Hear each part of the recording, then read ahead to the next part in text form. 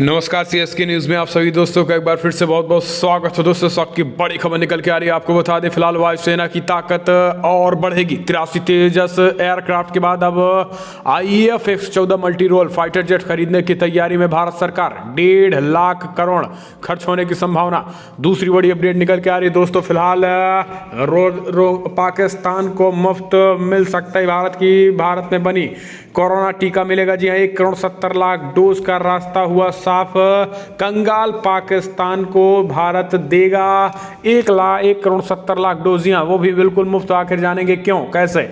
तीसरी बड़ी अपडेट निकल के आ रही है। साउथ चाइना सी में चीनी नौसैनिकों की हालत बेहद खराब हो चली है। जी अमेरिका के डर से चीन का हर सैनिक मनोवैज्ञानिक समस्या मानसिक समस्या से जूझ रहा है। ये बड़ी खबर निकल के आ रही है। चौथी बड़ी अपडेट निकल के आ रही है। आपको बता दें फिलहाल बिग ब्रेकिंग न्यूज निकल के आ रही है। सियाचिन में भारत को घेरने की तैयारी में पाकिस्तान चीन तक बनाने जा रहा है नई सड़कें। इसके बारे में क्या मायने हैं वो भी आपको बताएंगे। और इस बीच बड़ी खबर निकल के आ रही है। किसानों को लेकर मोदी सरकार बड़ा तोहफा देने जा रही है। नई आर्थिक वैक्सीन के रूप में मिल सकते हैं बड़े ऐलान। और इस बीच किसानों पर फर्जी किसानों पर कसा शिकंजा। 50 लोगों को और नोटिस भेजा गया है, कई की गिरफ्तारी।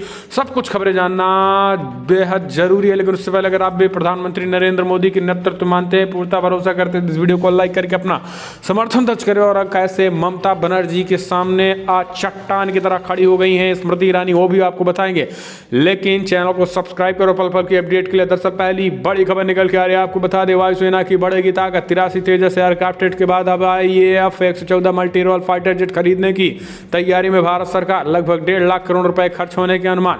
बॉर्डर पर पड़ोसी देशों से चल रहे तनाव के बीच इंडियन एयरफोर्स IAF अपनी ताकत और बढ़ाने की योजना बना रहा है। हाल ही में मोदी सरकार के 83 तेजस एयरक्राफ्ट खरीदने की मंजूरी भी दे दी थी। उम्मीद है कि इस डील में एयर इंडिया SO के दौरान मुहर लग सकती है। अब वायुसेना F-14 multi role fighter jet खरीदने की योजना बना रहा है। इस डील पे करीब 1.5 लाख करोड़ रुपए के खर्च होने हैं। निजी एजेंसी NI सरकार के सूत्रों के हवाले ने बताया कि प्रधानमंत्री मोदी की अध्यक्षता में हाल ही में कैबिनेट ने 50,000 करोड़ रुपए में 83 तेजस विमान खरीदने की मंजूरी दे दी थी। इसके तहत खरीदे जाने वाले तेजस विमान MiG-21 फाइटर जेट की जगह लेंगे। इसके बाद एयरफोर्स का फोकस 114 एयरक्राफ्ट खरीदने पर है। एयरफोर्स ने टेंडर के लिए रिक्वेस्ट फॉर इंफॉर्मेशन RFI पहले ही जारी कर दिया गया है और जल्द ही इस प्रोजेक्ट के लिए रक्षा मंत्रालय के सामने एक्सेप्टेंस ऑफ नेसेसिटी का प्रपोजल भी रखा गया है। इसके तहत बड़ी संख्या में 4.5 जनरेशन के ऐसे एयरक्राफ्ट खरीदे जाएंगे जो हाल ही में खरीदे गए राफेल फाइटर जेट की क्षमताओं की बराबरी कर सकेंगे। तो चीन और पाकिस्तान की खैर नहीं, हवा में होंगे ढेर। हम चलते हैं अगले अपडेट लेते हैं। आपको बता दें कंगाल पाकिस्तान पर भारत ने जताई रहम 1 करोड़ 70 लाख डोज फ्री में देगा भारत। जी हाँ, भारतीय वैक्सीन देश से ही सही, लेकिन पाकिस्तान में भी अब कोरोना टीकाकरण का रास्ता साफ हो गया है। आपको बता दें कि पाकिस्तान इमरान सरकार अभी तक कोरोना के टीके का एक भी डोज खरीद नहीं पाई है, लेकिन चीन ने उसे 5 लाख डोज मुफ्त में दिए हैं, जिसे लाने के लिए पाकिस्तान में विमान भेजा गया है। चीनी डोज के पाकिस्तान पहुंचने से पहले पाकिस्तान उस समय गदगद हो गया जब उसके लिए भारत की तरफ से 1 करोड़ 70 लाख भारतीय टीके मुफ्त मिलने का रास्ता साफ हो गया। उसे कोवैक्स प्रोग्राम के तहत ये खैरात मिलने जा रही है। पाकिस्तान ने सबसे पहले ऑक्सफोर्ड एस्ट्राजेनेका और सीरम इंस्टीट्यूट ऑफ टेक्नोलॉजी की ओर से तैयार किए गए टीके कोविशील्ड को ही सबसे पहले आपातकालीन मंजूरी दी थी। लेकिन इमरान खान की सरकार के खजाने में ना तो इतने रुपए कि वो टीके खरीद सके और ना ही इतनी हिम्मत कि वो भारत सरकार से टीका मांग सके। हालांकि पाकिस्तान ने इसे बैकडोर से पाने की कोशिश के तहत राज्य सरकारों और निजी सेक्टरों को खरीद की छूट दे दी थी। इस बीच रविवार को इमरान खान के विशेष सहायक सचिव डॉक्टर फैसल सुल्तान ने घोषणा की है कि अगले महीने फरवरी में पाकिस्तान को एस्ट्राजेनेका की वैक्सीन मिलने जा रही है। उन्होंने बताया है कि 60 लाख डोज की डिलीवरी मार्च तक पहुंच जाएगी, जो जून तक 1 करोड़ 70 लाख डोज मिल जाएगी। तो दोस्तों आपको बता दें कि भारत में बनी वैक्सीन कंगाल पाकिस्तान को ये मिलने जा रही है। हालांकि आपको बता दें पाकिस्तान लेने की भरपूर कोशिश किया, जिसके बाद वैक्सीन के नाम पर भारत ने फिलहाल पाकिस्तान की मदद करने की कोशिश एक तरीके से लोगों की जान बचाने की तरफ कदम बढ़ाया है। हम चलते हैं अपडेट। साउथ चाइना सी में चीनी सैनिकों की हालात खराब, हर 5 में से 1 जवान मानसिक समस्या का शिकार। जी आपको बता दें कि चीनों की बढ़ गई मुसीबत। चीनी सरकार की चीन किसी भी कीमत पर दक्षिणी चीन सागर में अपनी हड़प नीति पर आमादा है। इसका सीधा असर चीनी नौसेना के जवानों की मानसिक सेहत पर भी पड़ता नजर आ रहा है। चीनी नौसेना के पनडुब्बी बल में काम करने वाले जवान खास तौर पर जिनकी तैनाती दक्षिणी चीन सागर में नाविकीय पनडुब्बियों पर हुई मानसिक स्वास्थ्य की समस्याओं से भी जूझ रहे हैं। पेश है कि इस मसले पर समाचार एजेंसी पीटीआई की एक दिलचस्प रिपोर्ट भी है। एक अध्ययन में पाया गया है कि दक्षिणी चीन सागर में नाविकीय पनडुब्बियों में काम करने वाला हर 5 में से एक नौसैनिक मानसिक स्वास्थ्य की समस्याओं से जूझ रहा है। यह अध्ययन किसी दूसरे देश ने नहीं बल्कि चीन के ही नौसैनिक विश्वविद्यालय ने किया है। आपको बता दें, रिपोर्ट के मुताबिक शंघाई के नौसैनिक चिकित्सकीय विश्वविद्यालय की ओर से 500 नौसैनिक और अधिकारियों द्वारा किए गए अध्ययन में पाया गया है कि चीन के नौसैनिक मनोवैज्ञानिक समस्याओं से जूझ रहे हैं। तो ये बड़ी खबर, हम चलते हैं अगले अपडेट लेते हैं। आपको बता दें, फिलहाल बिग ब्रेकिंग न्यूज़ निकल के आ रही पाकिस्तान के बारे में। सनसनीखेज खुलासा शीर्ष नेताओं से है, आतंकियों के संबंध उनसे आर्थिक मदद लेने का भी आरोप लगाया गया है। पाकिस्तान के शीर्ष नेताओं के आतंकवादियों से सीधे संबंध रहते हैं। यही नहीं, आतंकवादियों से उनको धन भी मिलता है। इसका इस्तेमाल भारत के कश्मीर में जिहाद के लिए खर्च भी किया जाता है। इस बात की पुष्टि पाकिस्तान की संयुक्त राष्ट्र में राजदूत रही आबिदा हुसैन ने की है। आबिदा ने कहा है कि पूर्व प्रधानमंत्री नवाज शरीफ को अलकायदा आतंकवादी ओसामा बिन लादेन आर्थिक मदद करता था। पाकिस्तान में नवाज शरीफ सरकार में कैबिनेट मंत्री में भी रहने वाली आबिदा हुसैन ने इस सनसनीखेज जानकारी को उजागर करते हुए कहा है कि हाँ, मियां नवाज शरीफ एक समय में ओसामा बिन लादेन से भी आर्थिक मदद लिया करते थे।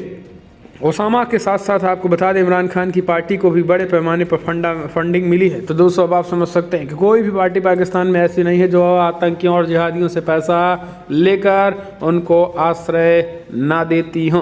हम चलते हैं अगले अपडेट लेते हैं। आपको बता दें, फिलहाल इजरायली एम्बेसी के सामने 2 घंटे में गुजरे 182 लोग। रडार पर पुलिस ने ब्लास्ट की जगह को सफ़ेद टेंट से कवर किया। जी हाँ, दरअसल दिल्ली में शुक्रवार को इजरायली दूतावास के पास हुए ब्लास्ट की जांच में अब तक कोई ठोस सबूत नहीं मिल पाया है।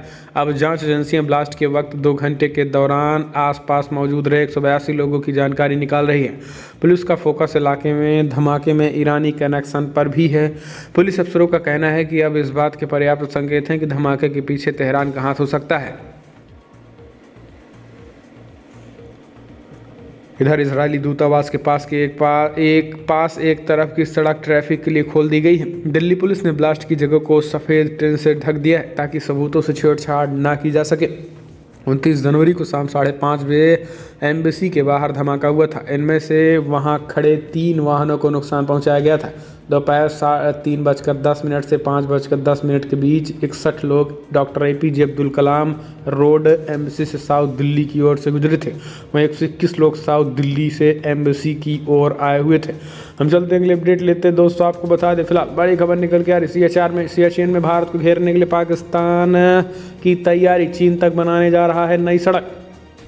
कश्मीर में लगातार भारत को परेशान करने की कोशिश में जुटा पाकिस्तान अपने सदाबहार दोस्त चीन तक नई सड़क बनाने जा रहा है। आशंका जताई जा रही है कि इस सड़क के जरिए चीन और पाकिस्तान साथ मिलकर कश्मीर में भारतीय सेना के लिए मुश्किल खड़ी कर सकते हैं। प्रस्तावित सड़क गिलगित बल्टिस्तान से चीन के जिनजियांग में स्थित यारंगन तक बनाई जाएंगी। आपको बता दें कि गिलगित बल्टिस्तान भारत का अभिन्न अंग है जिसे पाकिस्तान ने अवैध रूप से कब्जा किया हुआ है।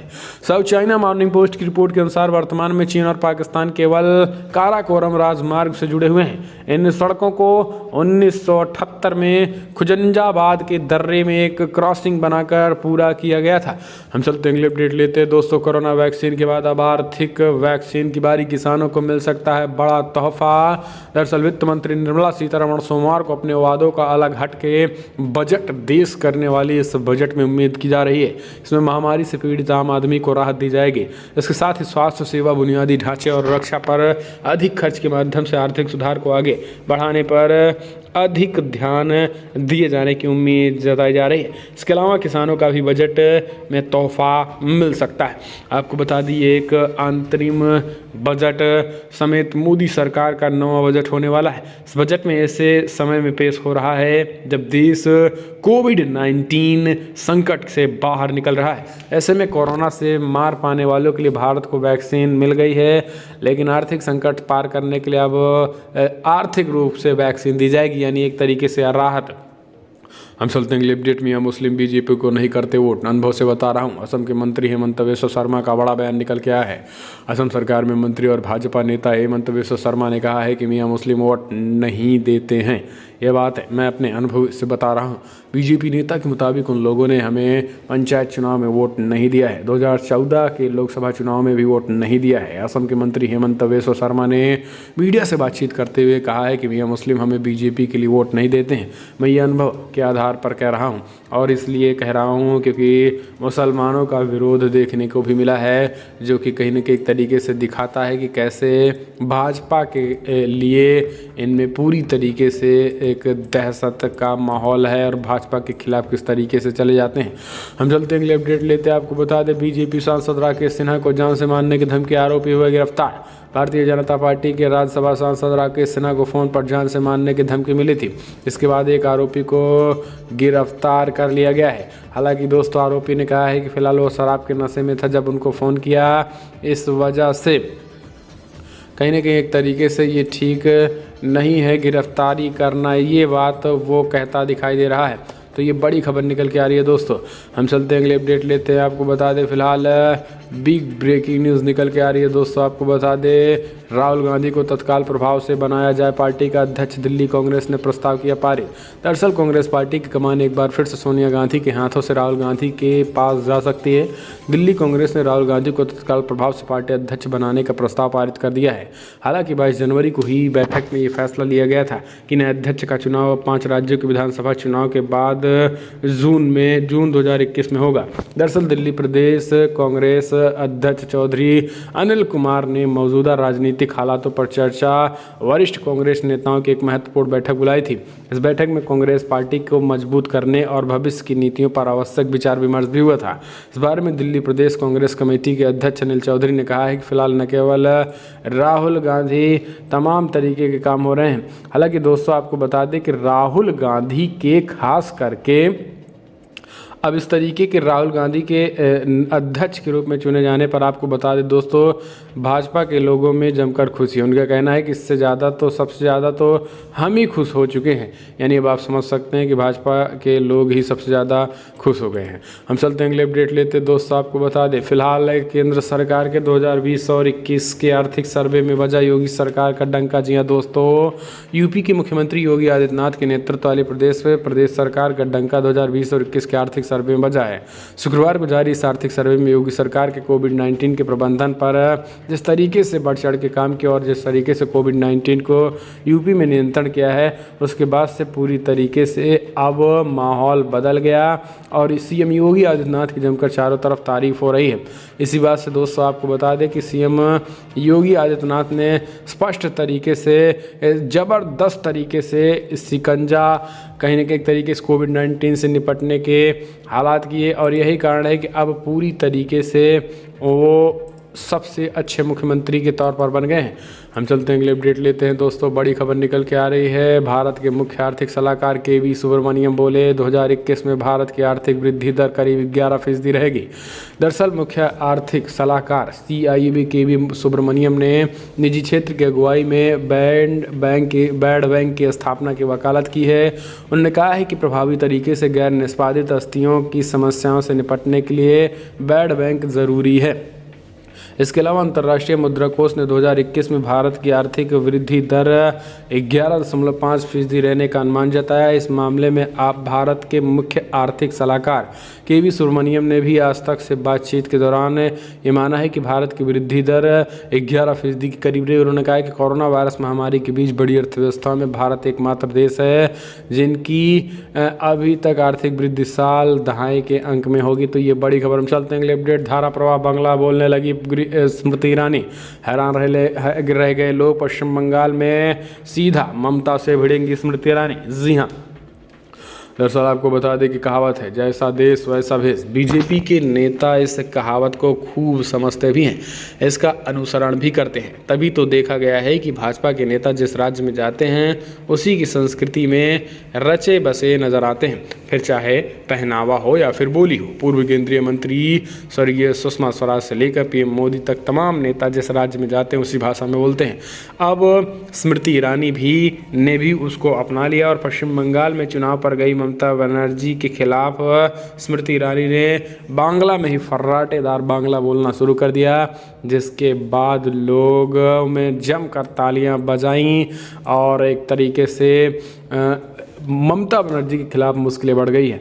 हम चलते अगले अपडेट। हिंसा पर 50 और लोगों को नोटिस दिया। किसान आंदोलन के बीच हड़दंगियों पर कसा शिकंजा। विपक्षी नेताओं के गाजीपुर पहुंचने पर टिकैत बोले यहां वोट साधने ना आए। जी हां, दरअसल नए कृषि कानूनों के खिलाफ चल रहे किसान आंदोलन का आज की 31 जनवरी 67वां दिन है।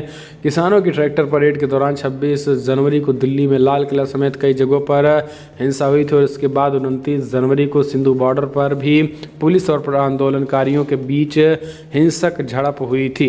उपद्रव को लेकर दिल्ली पुलिस ने रविवार को 50 और लोगों को नोटिस जारी कर दिया। इनमें किसान नेता भी शामिल हैं। इस बीच आपको बता दें कि आंदोलन के समर्थन देने पहुंचे विपक्षी नेताओं को लेकर बीकेयू के नेता राकेश टिकैत ने कहा कि विपक्ष के नेता यहां आकर आंदोलन को समर्थन देने आ सकते हैं, लेकिन यहां उनके लिए वोट साधने का कोई मौका नहीं है। हमारा मानना है कि ये केवल बातचीत से ही सुलझ सकता है। हम सरकार के साथ बातचीत करेंगे। प्रधानमंत्री मोदी शनिवार को कहा था कि सरकार किसानों से बातचीत के लिए हमेशा तैयार है। तो इस तरीके की ये बातें कही गई हैं। हम चलते हैं अगले अपडेट लेते हैं। ममता की टेंशन बढ़ाएंगे और वैसी बंगाल चुनाव के लिए बिहार के विधायकों को उतारा मैदान में। जी हां, दरअसल आपको बता दें कि फिलहाल पश्चिम बंगाल विधानसभा चुनाव के लिए ऑल इंडिया मजलिस इत्तेहादुल मुस्लिमीन के नेता असदुद्दीन ओवैसी के पार्टी के 8 नेताओं को पर्यवेक्षक नियुक्त कर दिया गया है। AIMIM की ओर से जिन नेताओं को जिम्मेदारी दी गई है उनमें तेलंगाना के नामापल्ली से विधायक जफर हुसैन मेराज और विधान परिषद सदस्य मिर्जा रियाजुल हसन FAD की कोलकाता और दक्षिणी बंगाल की जिम्मेदारी सौंप दी गई है। मुर्शिदाबाद, बीरभूम और नाडिया के बिहार के आमौर से विधायक अख्तर उल इमाम बिहार के AIMIM यूथ प्रेसिडेंट चुने गए हैं। तो दोस्तों फिलहाल आज की बड़ी खबर में इतना है, लेकिन अगर आपको वीडियो पसंद आया तो लाइक करें, शेयर करें, कमेंट के माध्यम से आप अपनी राय देना ना हो। इस वीडियो में इतना ही। जय हिंद, जय भारत।